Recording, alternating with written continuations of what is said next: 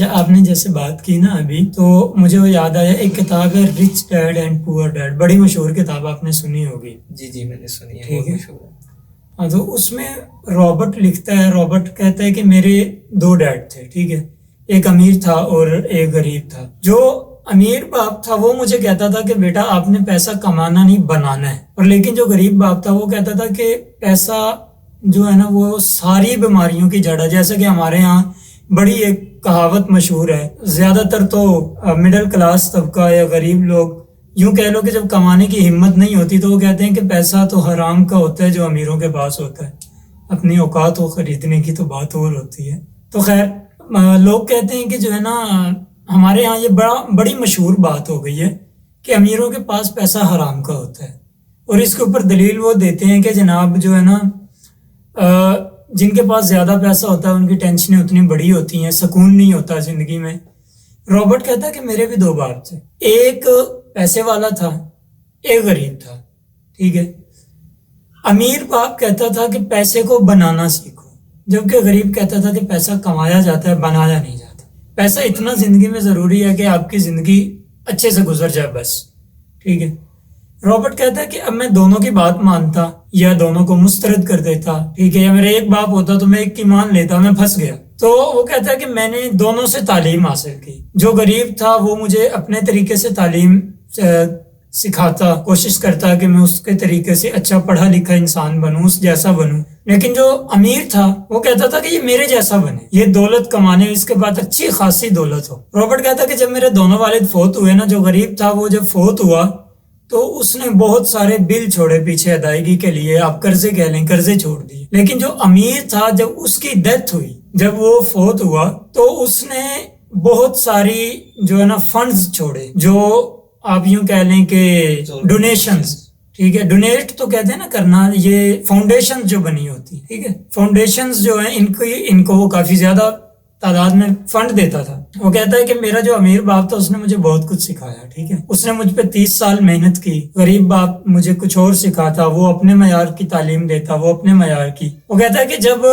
میرے امیر باپ کو لگا نا کہ اب میری تعلیم مکمل ہو گئی ہے، اس نے جو چیزیں مجھے سکھانی تھی وہ سکھا چکا، تو اس کے بعد میں نے ان باتوں پہ جو ہے نا غور کیا۔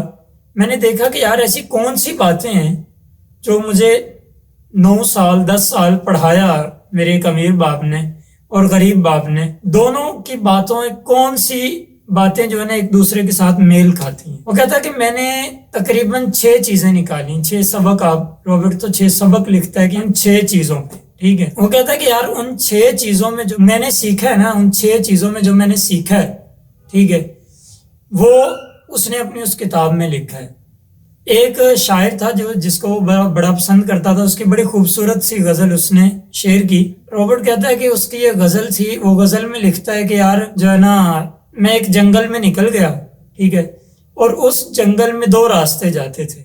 دونوں راستوں کو اب دیکھتا کہ یار میں اس پر جاؤں، کافی دیر تک میں نظر دوڑاتا رہا، لیکن پھر ایک راستے پر میں نے نظر دوڑائی جہاں تک میری نظر جا سکتی تھی، جتنا آگے جا سکتی تھی میں نے نظر دوڑائی۔ پھر میں نے دوسرے راستے کو دیکھا، وہ خوشگوار، ٹھیک ہے، اور گھاس والا راستہ تھا۔ میں نے اس راستے کا انتخاب کیا اور میں چل پڑا۔ تھوڑا سا آگے گیا تو آگے آمد و رفت کے اثرات نظر آنا شروع ہو گئے، ٹھیک ہے۔ وہ اس کو اس بات سے تشبیہ دیتا ہے، ہمارے یہاں کہا جاتا ہے نا کہ یار آپ کے پاس 2 راستے ہیں، جو مرضی اختیار کر لو۔ تو اس نے بڑی پیاری مثال دی ہے کہ میرے 2 باپ تھے اور میرے پاس 2 راستے تھے، اب میں اس پر چلتا یا اس پر چلتا، ٹھیک ہے۔ وہ کہتا ہے کہ میں اس راستے پر چل پڑا جو مجھے خوشگوار لگا، لیکن آگے جا کے میں نے دیکھا کہ گھاس ختم ہوئی، آمد و رفت کے اثرات مجھے نظر آنا شروع ہو گئے، چہل پہل کی نشانیاں نظر آنا شروع ہو گئی۔ وہ کہتا ہے کہ میں چلتا گیا کیونکہ بھیڑ کم تھی۔ سادہ لفظوں میں یوں کہہ لیں کہ ایک راستے پہ بھیڑ زیادہ تھی، ایک پہ کم تھی۔ میں کم بھیڑ والے راستے پہ چلا۔ میں نے دیکھا کہ آگے میں چلتا گیا، کم بھیڑ والے راستے پہ میں چلتا گیا، رستوں سے رستے ملتے گئے، ٹھیک ہے، آخر کار وہ جو کم بھیڑ تھی میں اس سے کہیں آگے نکل گیا۔ وہ کہتا ہے کہ میں نے سیکھا زندگی میں، کم بھیڑ والے راستے پہ چل کے میں نے زندگی سے یہ سیکھا ہے کہ میں جہاں بھی آج پہنچا ہوں میں یہ کہہ سکتا ہوں کہ میں کسی بھیڑ کے اندر شامل ہو کے یہاں تک نہیں پہنچا۔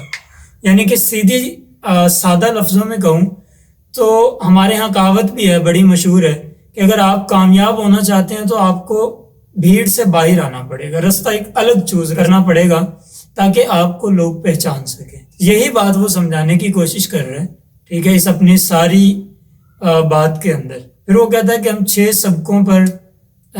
سبقوں پہ میں نے اس کتاب کو لکھا ہے۔ اچھا، یہ بک ہے رچ ڈیڈ اینڈ پور ڈیڈ، جس کی میں ابھی بات کر رہا تھا۔